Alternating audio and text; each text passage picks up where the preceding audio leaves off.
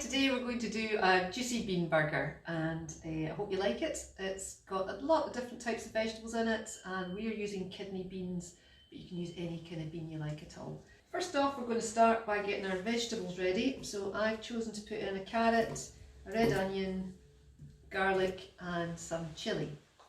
The chilli doesn't need to be a fresh chilli. If you prefer using chilli flakes or chilli powder, that's absolutely no problem at all. I thought I'd show you how to do a fresh chilli as well while we're here. So your vegetables, I'll start off with the carrot.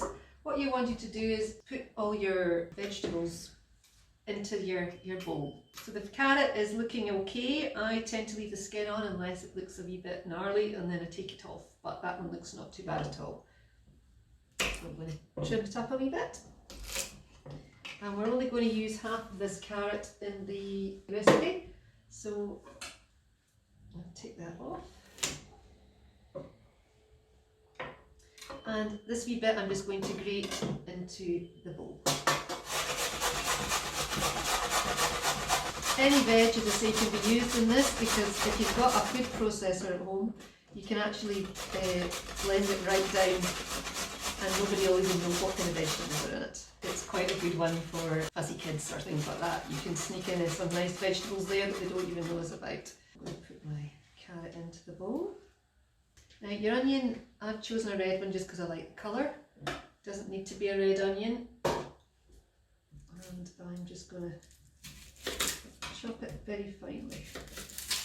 See, if you've got a food processor, it does make this all quite a quick and simple way of doing things, but you don't have to have one. If you get a hand blender, that can help as well. If not, your burger's just going to be slightly chunkier. It's not going to be much difference other than it is slightly chunkier. You don't need to use all of the onion. I'm just going to use half of it to show you. This is all going to get blitzed anyway if you do have a hand blender. It's just if you don't have a hand blender, make sure you cut your vegetables nice and small. There we go. And your garlic. So garlic, this is your bulb of garlic. Inside we've got all the wee cloves. I just want to use possibly 2 cloves. Depends if you like garlic or not. You can use one, whatever suits yourself. Again, just take off the end. In fact, there's 2 wee ones in here. Just take the skin off. You can use garlic powder if you want, or the lazy garlic's good as well. I'm going to grate my garlic. If you've got a garlic press, even better, you can press it in. That just squeezes out all the nice juices. If there's any big bits, again, just chop them down if you've not got your hand blender. Give them a wee squash and see it gets the juice of the garlic coming through. And it goes into the bowl as well. It's a nice easy recipe, everything just goes in a bowl and it gets all mixed up together.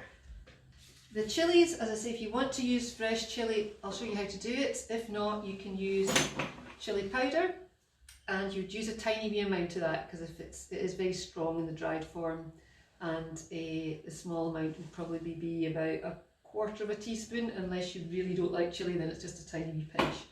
You can use chili flakes as well, but as I say, if you can get hold of a fresh chili, they do have a very nice flavour and they do have a kind of freshness. The seeds they're not terribly hot with these wee chilies anyway, but if you don't want them in it, just take them out. Doesn't matter if they go in. And again, with chilies, you want to just cut it down as fine as you can. They will really sting your eyes if you poke your finger in your eye after this. Might find that actually even just half a chili is enough. Right, that's all your vegetables I'm using for this recipe, but you could grate in some courgette or anything at all that you like. To spice it up, I'm going to put in some cumin powder. I'm going to put in a teaspoonful of cumin. I'm also going to add in some Worcester sauce. Now, if you're a vegetarian, it's got fish in it, so you wouldn't put that. So if you want to use Worcester sauce, I'm going to put in a tablespoon.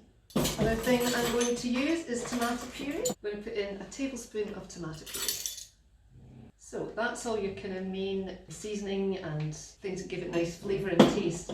Now salt and pepper you put in at this stage as well. I'm not going to put it in just now, but you can add it in at that point as well if you want to put in some salt and pepper. At this stage, if you want to blitz it down with your hand blender, just to make it a little bit smaller, I'll show you what to do.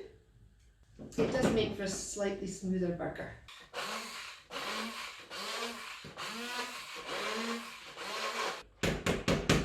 As you can see, it is just a nice smooth paste now. So into the nice mixture that you have here, we're going to put in the rest of the ingredients, and that is going to be your breadcrumbs. Now the recipe says 60 to 80 grams. If you're using dry breadcrumbs, they're dry already, so they absorb water from your recipe that you've got in your bowl or all your food products. So you won't need as many of them, but if you're using fresh breadcrumbs, they've already got a bit of moisture in them. The best thing to do is to put in a couple of handfuls and give it a wee mix round. If you've too many breadcrumbs in it, it can go a wee bit dry.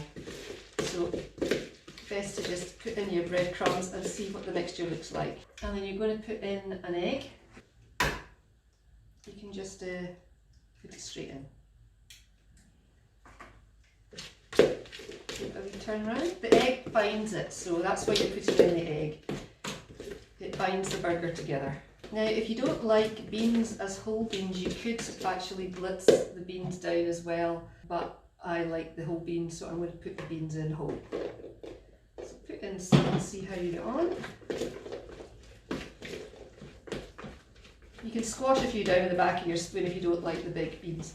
Some beans are slightly softer than other. Kidney beans tend to be slightly harder. You can do cannelloni beans or leotti beans, anything at all really. So you've got your main mixture here. Now that looks quite soft still, so I'm going to add a few more breadcrumbs in there just to sort of absorb some of the water. And if you can form a wee ball with it, or a sort of patty, it's ready to go. So that looks not too bad. Now that our mixture is all ready to go, that's our base for our burgers. I'm going to put on the pan. I'm going to fry mine today because I haven't got an oven here, and you can put them in the oven or you can grill them if you put a wee drizzle of oil on top. That keeps them nice and moist. So I'm going to get it to sort of medium heat, and I'm going to put a wee drop of oil in. You're not deep frying them, you're just trying to brown them. So we want that to be warm before we put them in. As I say, if you don't want to use the chilli idea, you can make things with different herbs. You could put in oregano or mixed herbs, things like that, if you like that kind of flavour. Right, while you're waiting, you can get your wee burgers formed. If they do feel really wet, just put a few more breadcrumbs in until you feel it's sort of a consistency that you can work with it well. If you want bigger ones, fine. They take quicker to cook if you've got such small, slim ones. Very nice served in a roll, or just on their own. You don't have to have them like a normal burger, you can have them on a plate with vegetables. Well, that's us, it's sizzling nicely there. Set them off.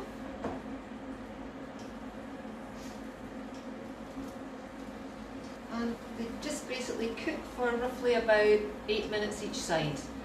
Really till they look as though they're nice and golden. And give them a wee sugar in the pan to make sure they don't stick. So that's the burgers cooked on both sides, nice and golden brown, and I'm just going to put them on the plate.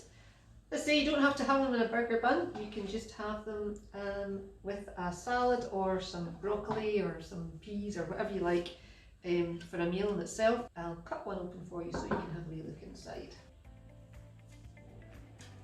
There. So put through in the middle. And that's your burger.